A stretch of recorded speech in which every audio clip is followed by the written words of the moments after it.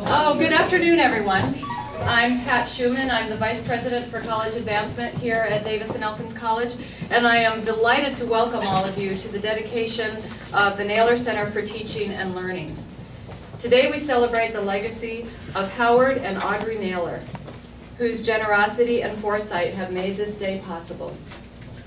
Howard, a science teacher who challenged his students to reach for greater understanding of the natural world.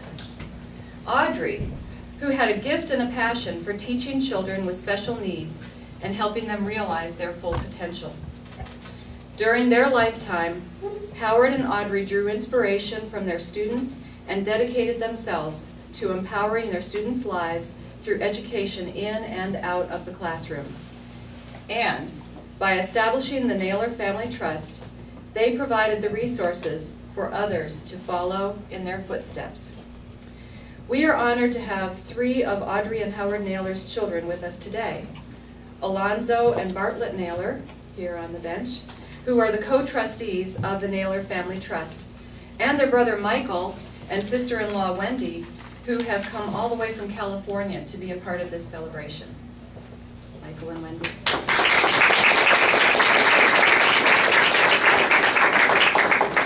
We regret that Elizabeth Naylor and Gail Naylor Rowe could not be with us today, but we are recording this dedication so that we can share it with them later. And I'm also pleased to welcome a number of distinguished guests today. First, I'd like to recognize June Miles. Where is June? I moved. You moved. Look around. June is a member of D&E's Board of Trustees, and in describing June as the speaker for our Founders Day convocation yesterday, President Buck Smith said, "Her professional life has been in science, technology, and business, but she's also an artist, an author, a naturalist, a visionary philanthropist whose life is a testament to the wholeness of a liberal education. She personifies the best of that to which we as a college aspire." So June, we are honored to have you with us today. And we also have a couple of elected officials that I would like to recognize. First of all, State Delegate Denise Campbell, who also happens to be an alumna of Davis and Elkins College. Welcome, Denise. And we are pleased to welcome Peggy Hawes from U.S. Senator Joe Manchin's office, who would like to bring greetings from Senator Manchin.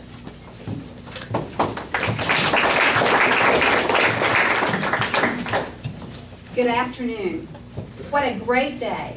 I'm a former educator who just retired the end of June, and I'm thoroughly enjoying this new endeavor, and it's a great segue from into retirement. But I have a real appreciation for education, and part of my tenure was in higher education. So I think what you have done is just so wonderful and so important. I do bring greetings from U.S. Senator Joe Manchin. He asked me to tell you he was very sorry he could not be here today. Approximately 45 minutes ago, he was on the floor of the Senate, and I was not able to catch that on C-SPAN, but I did receive an email, and I'm sure he did an outstanding job. So he's working hard for us in Washington. Greeting from Joe Manchin III, United States Senator. On behalf of the citizens of the Mountain State, and as your United States Senator, it is my honor to welcome you to the official dedication of the Naylor Center for Teaching and Learning on the beautiful campus of Davis and Elkins College.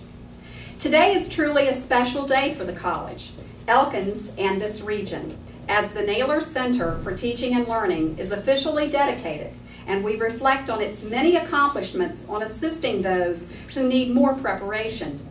This facility has truly become a huge part of the Davis and Elkins campus life, being easily accessible to the students who need additional mentoring and tutoring.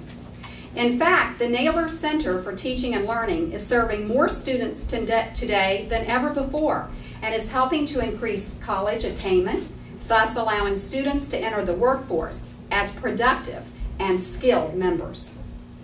I appreciate the members of the Naylor family for their commitment to lifelong learning.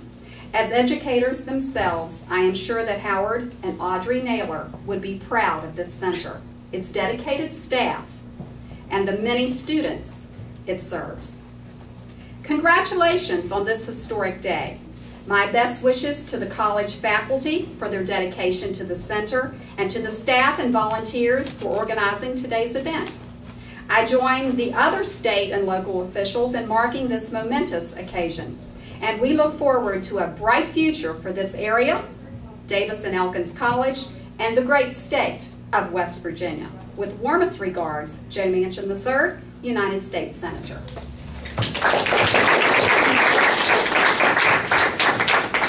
Thank you, Peggy.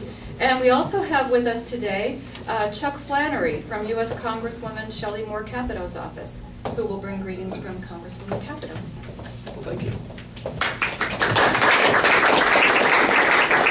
Thank you. And the Congresswoman as well is in Washington working hard, working on the same subjects that Senator Manchin is of right now. And so she sent me with some remarks as well, and I'll share them with you. Dear friends of Davis and Elkins College, thank you for the invitation to bring greetings to the dedication of the Naylor Center for Teaching and Learning this afternoon. I'd hoped to attend, but my congressional responsibilities in Washington keep me from joining this splendid event. However, I would like to take this opportunity to express my gratitude to all the donors who made this project a success. It's the vision of Howard and Audrey Naylor, had in Davis and Elkins College that made this possible. Their lifetime of focusing on education and learning has provided, and will continue to provide, many opportunities for students who would not have otherwise been able to share in their dedication to learning. Through the generous contributions of the Naylor Trust Fund and their vision-inspired education will continue to be felt in this center and into our communities and our families for generations to come. The support of our community is greatly appreciated. And on behalf of the future generations of students to be influenced by your vision, we say thank you.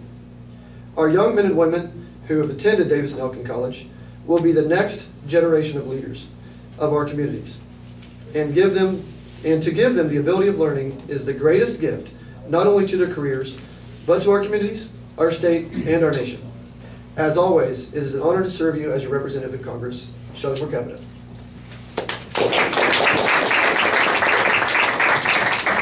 Thanks. Thank you, Chuck. And there's one more person who probably wanted to be here more than anyone else, and that is our president, Buck Smith, and he sent greetings, which I'm going to read to you now.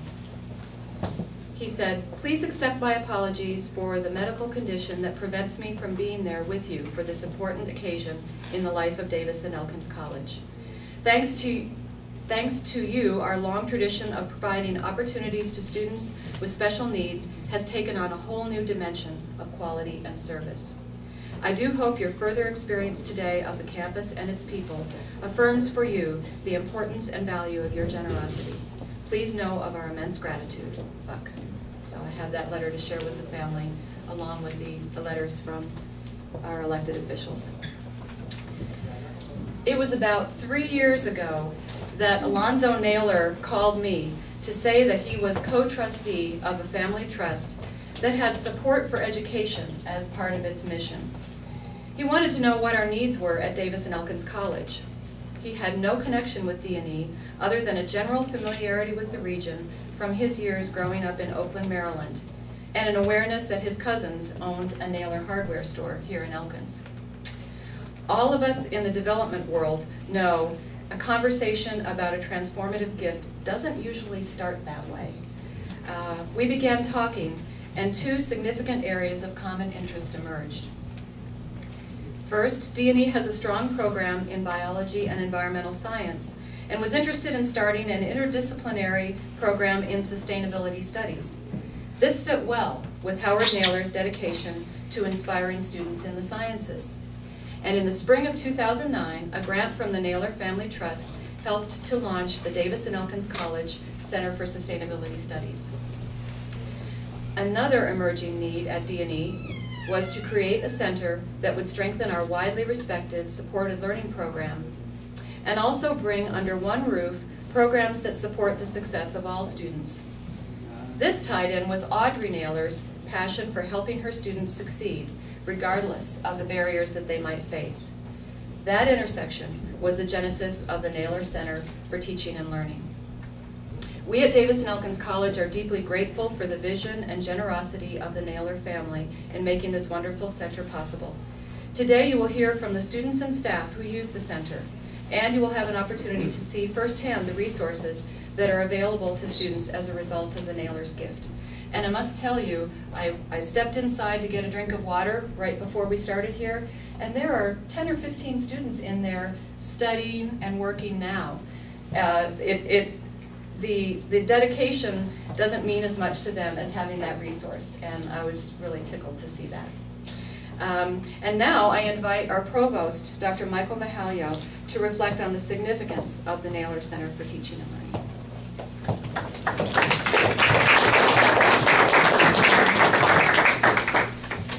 Thank you so much, Pat. I probably am going to go off script because much of my good material was already told in the prior moments.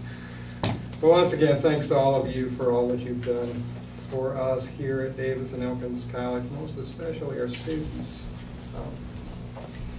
Over the past several years, there's been a growing trend in very disparate preparedness levels of students as they're entering college one side to the other. I looked up a little while ago a couple of articles that pretty much affirm this trend. One from the Chronicle of Higher Education: most students in remedial classes had solid grades in high school. Another one, survey finds nation has high school remedial education rate at all-time low. I just saw something that appeared in a state website called Challenge West Virginia, which is an organization of parents, educators, and other West Virginians committed to maintaining and improving small community schools. What they said in this particular website was about 1/3 of West Virginia's college freshmen will have to sign up for remedial classes, according to the state's Higher Education Policy Commission. All right. We're an institution of higher education within the educational enterprise, and yes, we should probably be very much part of this broad, long discussion. But it's going to be long. It's a broad discussion, and what we're here for is to take care of those students that we have here with us today. I think one of the things that Davis and Elkins is well known for is taking students where they are and helping them to achieve their educational goals. We certainly have had to find a lot of different ways to achieve this as an institution than we may have done 5, 10 years ago, but we're working hard to do that. In tandem with this higher ed phenomena, in truth, the economic downturns in the recent past have made it extremely difficult for a number of institutions, especially small privates, to attain some of their goals. However, we still have to work to meet the needs of our students as we can. Our mission here at the college is to prepare and inspire students for success and thoughtful engagement in the world. I think we do this each and every day. I'm really looking forward for you to meet the students who are behind this wall, who are actually doing what it is that they should be doing as students. Due to your generosity, you've provided them a home where they are comfortable, they're working with a well-heeled staff. These folks do it because they love education and they love the students whom they serve. I think that's the most impactful thing that we can have happen here at the college. So before I go on too much longer, first of all, thanks for your great generosity to us. And now I'd like to introduce the people that make this happen in each and every day. We'll begin with Mary Ellen Schubert, our director of the Naylor Center for Teaching and Learning. Mary Ellen.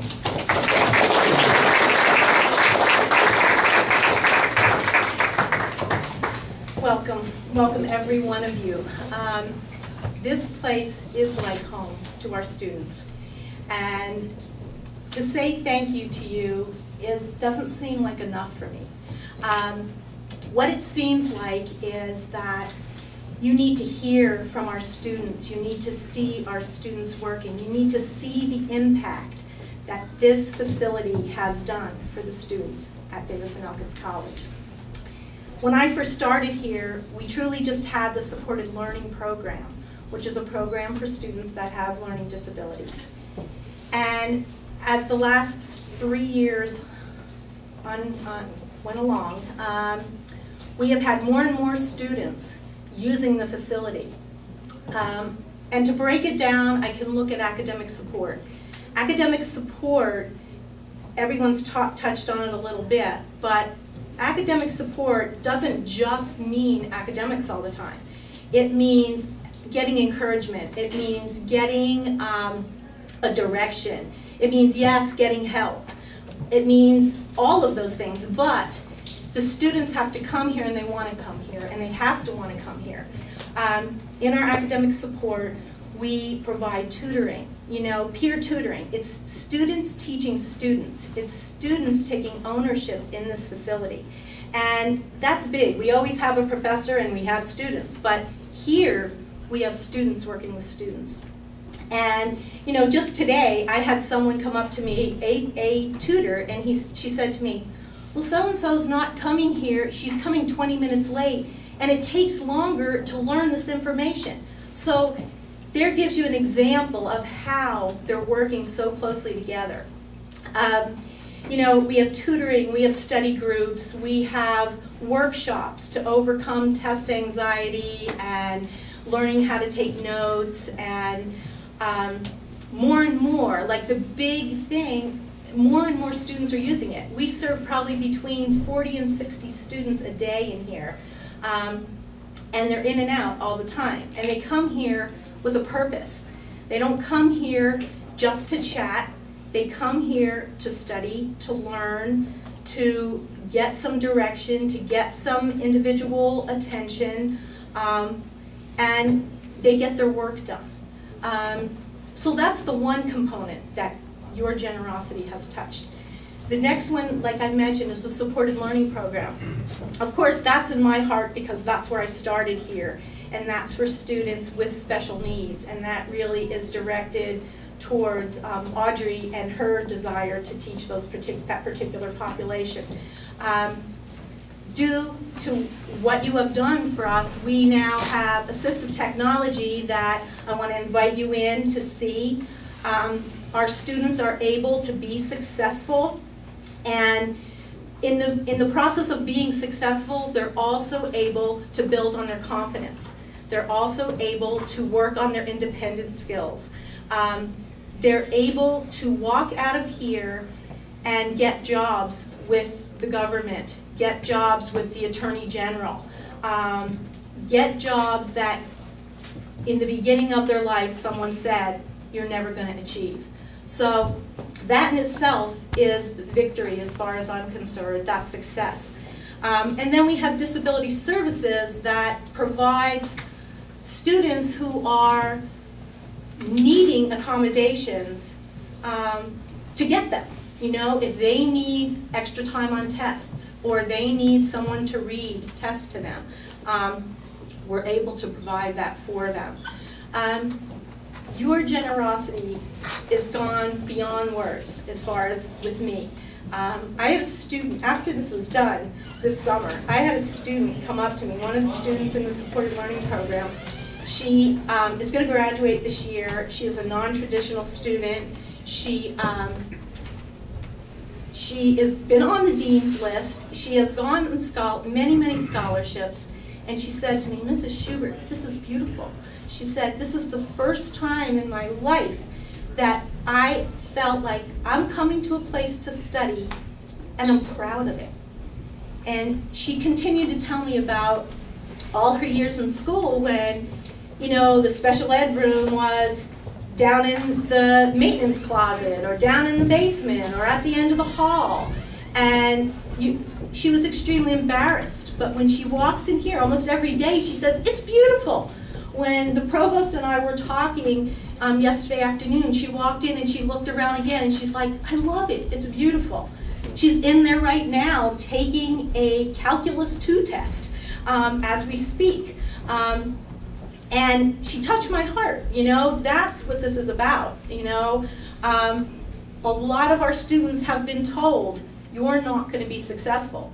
and a lot of them have proven them wrong. And so that's where my heart is, very similar to Audrey.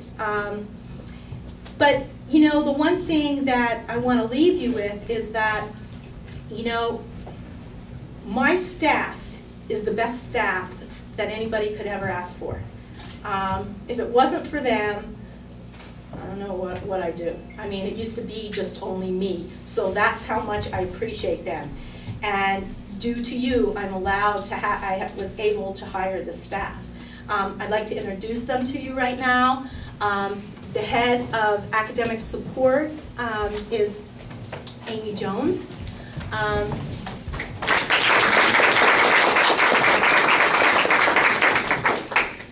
The SLP instructor, Carol Talbot, I believe she's scribing for a student. Ah, she got done. All right, she's scribing for a student. Our newest addition to the SLP staff is Amy Stokes.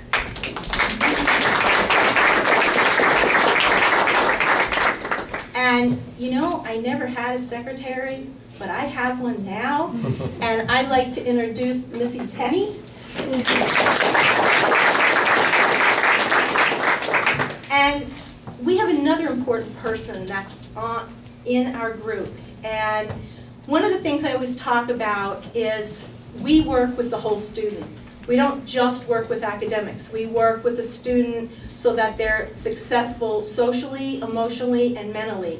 Because if they are not feeling good in those areas, then academics is the last thing that they do, okay? So I'd like to introduce, last but not least, the director of the Wellness and Counseling Center, Susie Mullins.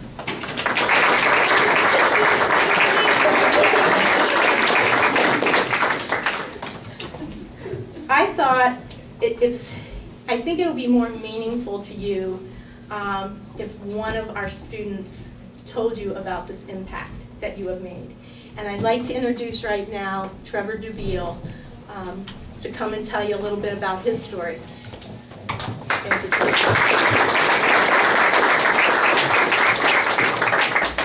Just want to start out with, I don't have a speech written because I hate reading, and this is during my nap time, so you're lucky I'm here. Started out really when I was in kindergarten. I was the kid that was always at either the snack table, the social table, or the arts and crafts table. Never did the whole reading thing, never did any of that. Going on through elementary school, made it to 6th grade. Was never good in school. I don't even know what the other letters on the report card was other than R, which meant reinforcement. Did really good in gym class though. So in my 6th grade year, the end of the year, I had taken the test to check to see if I was dyslexic. My dad's dyslexic, my grandpa on both sides are dyslexic, so thought that there might be a chance because I'm getting nothing but R's on my report cards. Took the test, came back, my IQ was a 167. It's a genius. My report card and everything else, they all told me that I was lazy. I was like, crud, all right, well, the lady who was in charge of everything there, Mrs. Rathian. It's funny how you remember names when you hate people.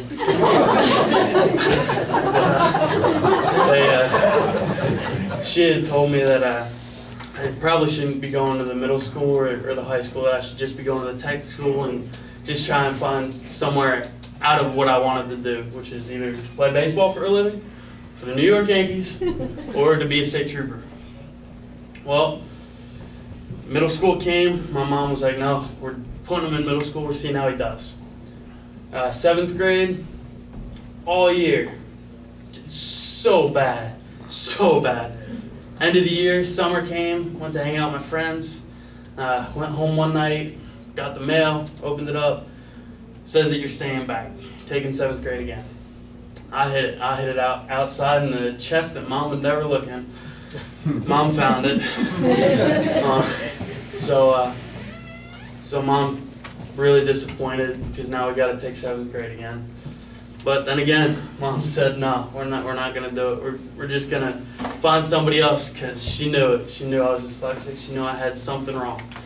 Went to the hospital, and sure enough, came up with 5 different things: dyslexia, dysgraphia, ADD, kinesthetic learning, auditory processing issues.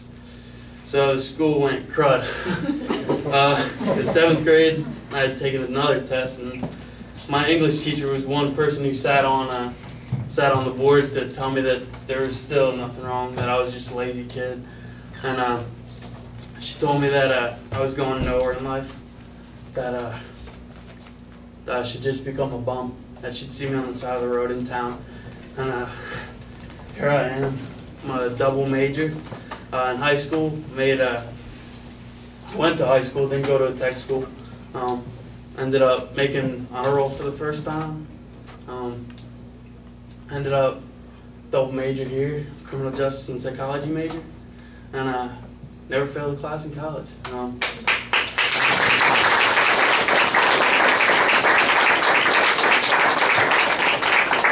But the whole reason why I came to the school wasn't just for baseball. Actually, on my visit here was one of the first times that I had met the ladies up here. It was so sweet. But I came here for a baseball visit, and I told Coach, I was like, "Listen, Coach, I'm dyslexic." He goes, "All right, well, good news. Miss Schubert's over here, so why don't you go talk to her?" Talked to Miss Schubert. Miss Schubert told me all about the SLP, and I don't think the Naylor Center was around yet, but it was on its way. And I ended up coming up here. Started out with Amy Jones as my first lady. I got to talk to every week, and really work on my academics here. Guided me through everything, making sure I'm taking the right classes here. Now I'm with Miss Carol Talbot, and when I can't get a hold of anybody, I go talk to Carol, because Carol calms me down a ton. Let me tell you, we coming up after needing to write an essay, and I don't even know what the essay's on, a week before, and go talk to Carol, and all right, calm down, sit down. It's not just schoolwork, but if I need to talk to anybody, I can talk to Marilyn, any of the ladies up here, honestly. But yeah, so I'm just proud that this place is really helping me along with college, making me get my double major, really just having me succeed in life. Thank you, guys.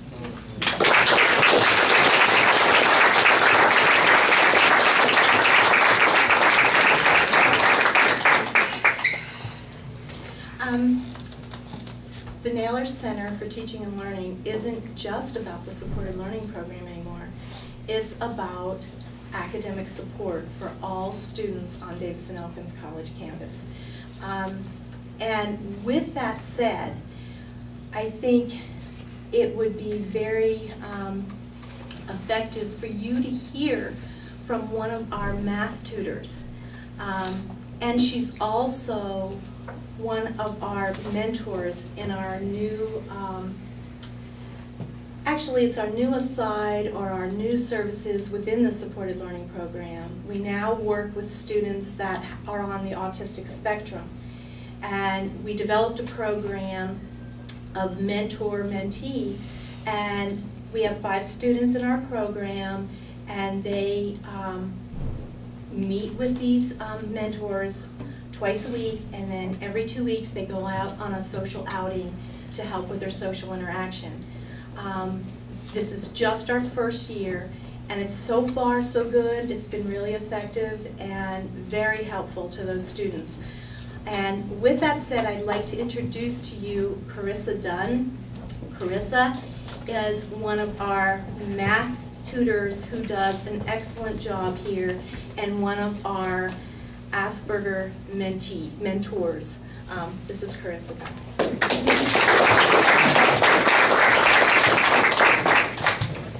Again, I want to thank you all for coming. This is a very special day for the college, but I think it's even more special to the people who are a part of this program, the tutors and all the students that get help around here. This place, it really is a second home.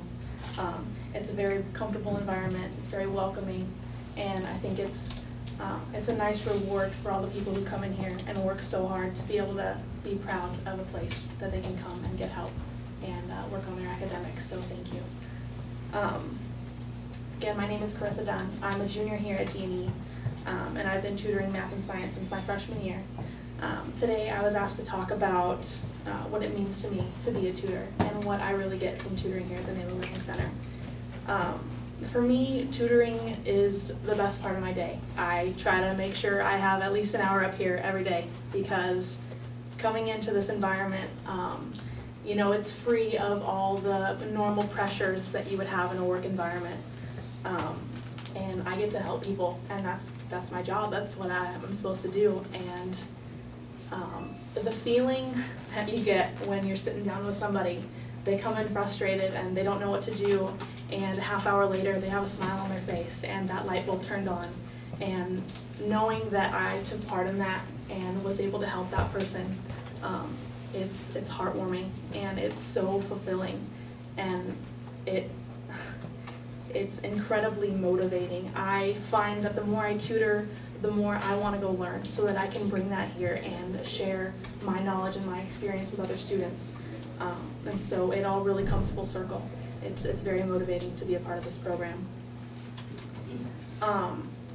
In the past few years as a tutor, I've learned so much about how students learn differently.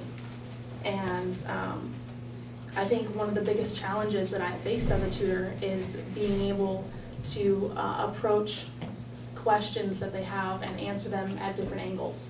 And that has helped me, because if I can answer a question at a different angle, I can also ask questions from different angles. And it's just a whole learning experience totally. You know, I'm helping teach students, but I'm also learning at the same time. And it's really an incredible experience. Actually, something that it's really helped me do is learn how to communicate better with people. I took public speaking my freshman year, and I pretty much wanted to cry every time I had to get up in front of 10 people. And I'm not exactly sure how I'm doing right now, but I was only slightly hyperventilating before I came over, so that's progress. The last thing that I was asked to talk about is what I get out of tutoring.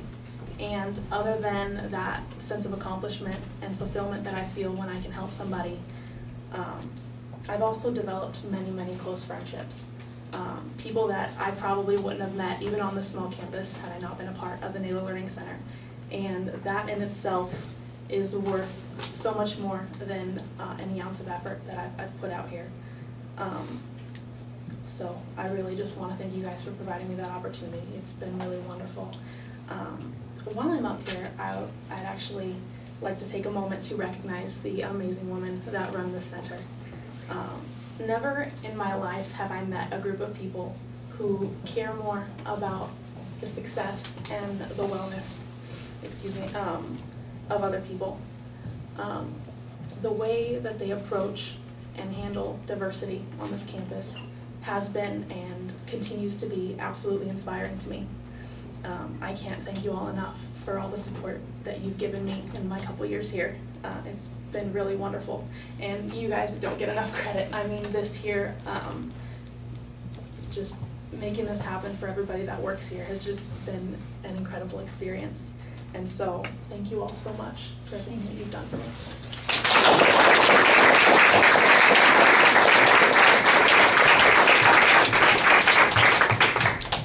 Thank you, Carissa, and thank you, Trevor.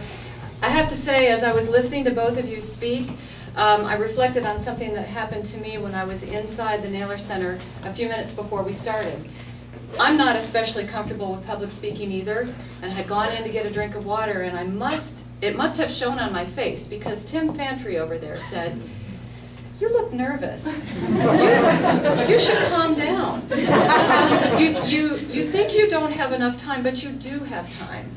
And I thought, well, okay, the student is teaching what he has been taught, and I was very, very impressed with that. So thanks to both of you for sharing your stories. That puts the meaning into what we do every day. We need to hear from you, so I appreciate that. And at this time, I would like to invite Trustee June Miles to come forward and formally dedicate the center.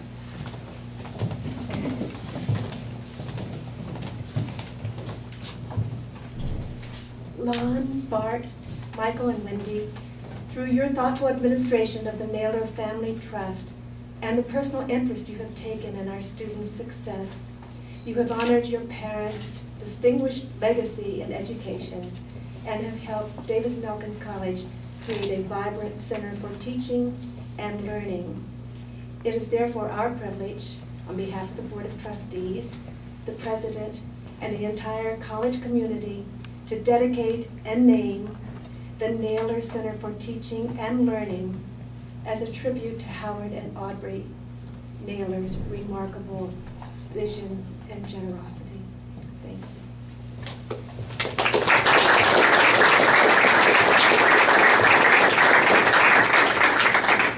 So now it's time for the Naylor family to come forward and unveil the plaque that commemorates this day. Sure, before or after. Are you going to do it after? Oh, all right. But please come forward. I trust you've decided who's going to speak and who's going to unveil, and the floor is yours. Okay, can I just say a couple of things first, just before we do this? A lot of what I was going to say today has already been said, so I'm not going to say that, obviously. But I would like to express my appreciation to Pat, because I've worked with her now for almost 3 years, and she is the absolute jewel to work with. She is easy to talk to. She answers all my stupid questions, and she makes my questions seem like they're smart questions. So I really applaud her for all the work she has done in putting all this this whole package together, this 3-year program. She's the one who envisioned this 3-year support program that we did, and I just think that she's very easy to work with. You've got a great person here as your vice president for development. So I really want to applaud you, Pat. I think it's a bit ironic that my parents went to school right near here, over here at Buchanan at West Virginia West End. They were there from the years, I think it was 36 to 40 or 39, I believe. Both of them had very, very valuable and enjoyable experiences in Buchanan. And I think my father graduated. My mother went through her sophomore year before they got married, and then she left school and finally finished out in Idaho. But I just want to reiterate that my mother was really big time into supporting students with special needs. So this center would really, I want to reinforce this, really be right up her alley as a activity she would have come to, would have given her own time. If she lived in Elkins, you see her here volunteering. And that's the kind of person she was. But so you guys have fit her right to the T. So thank you very much, Pat.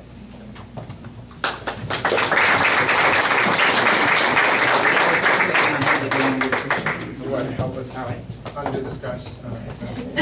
Discussion. Yeah.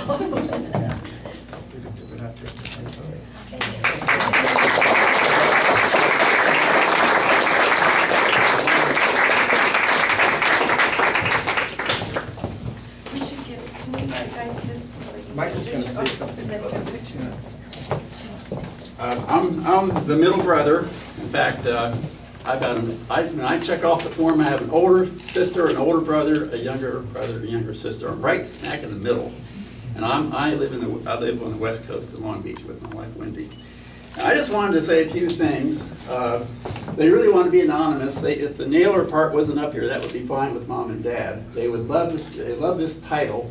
And I think my mom would want to say that learning and teaching is something we all do, and it's a lifelong process. Lonnie mentioned that Mom went to school for a couple of years at Wesleyan, and then she left. They got married and had a family. She went back to school when I was in 6th grade. We were living still in Garrett County in Oakland at that time, and she started going back to school. She was driving to Morgantown a couple of nights a week. And then we moved out to Boise, Idaho, and she continued to go to school, and I was her tutor. She would take some math and algebra classes and had trouble with them. She was at I guess it was called the College of Idaho, and it's still that. She went there and got her degree also to Boise State. But she finished about the time I was a senior in high school, and that was '66. She started teaching at that point until she was diagnosed with cancer. She went from full-time teaching eventually to part-time teaching, but she was substitute teaching until she was in her 80s. And when she was diagnosed with cancer was when she stopped. In fact, she realized she was not sleeping well at night, and it was hard to do her substitute teaching, and that led to her being diagnosed. But it was a lifelong thing. So the message she gave me that I believe in completely is learning and teaching is a lifelong process. And I got a a master's degree at WVU in 1976, and then I went to work in Las Vegas for 25 years. Then I moved to Long Beach. I got a second degree at Cal State Long Beach just 3 years ago because I wanted to go back to school. So I had to take all kinds of undergraduate classes as well as the graduate classes to get that degree. So, so I think that's the main thing that she taught me was the lifelong process, and it all starts right here. So again, we appreciate your appreciation. So thank you.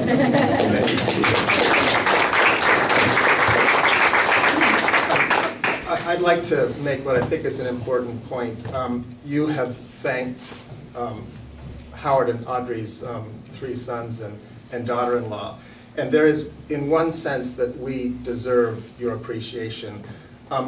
My parents were able to make this contribution because instead of letting us buy food in the lodge at a ski hill, they gave us peanut butter sandwiches that were smashed down. And instead of getting to buy a Coke at a vending machine, we had cartons of milk from the grocery store, and that we didn't. Cartons of milk. So, or we had to share a carton of milk. We'd finish it up and then she'd fill it again in the house. Yeah. So in that sense, the sacrifice, we led a very comfortable life, but it could have been slightly more comfortable. but because of that, they were able to save their pennies and make this contribution. So I know that Lonnie in particular, who worked very much on setting this up, and the 5 offspring of Howard and Audrey Naylor, are very happy that you've been able to embody their vision in helping special needs kids. But let's be clear that this is the Howard and Audrey Naylor Center. It's their gift, and it honors them that it can be used, I hope, so successfully. My parents were very different people, and my brother Lonnie brought this up. My mother was a New Englander, and you can't claim credit for something. If you do, it sort of doesn't count. Good works, almost by nature, have to be done anonymously. So as Michael was saying, she would come up here and she would frown at that. My father, on the other hand, actually started a store and named it after himself. He was slightly clever. He ran a contest to name the store, and then he won the contest.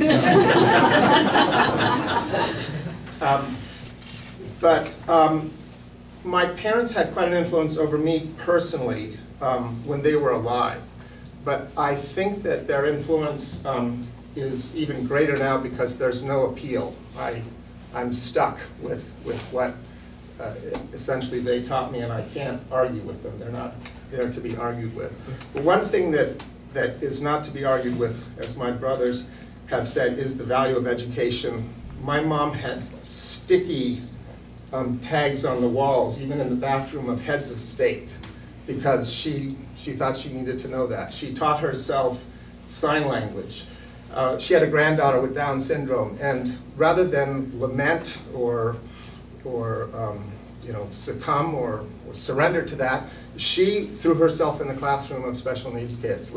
These are the cards we're dealt, let's deal with it. So again, thank you for taking advantage and honoring my parents by using this and establishing this center in such a successful way. Thank you.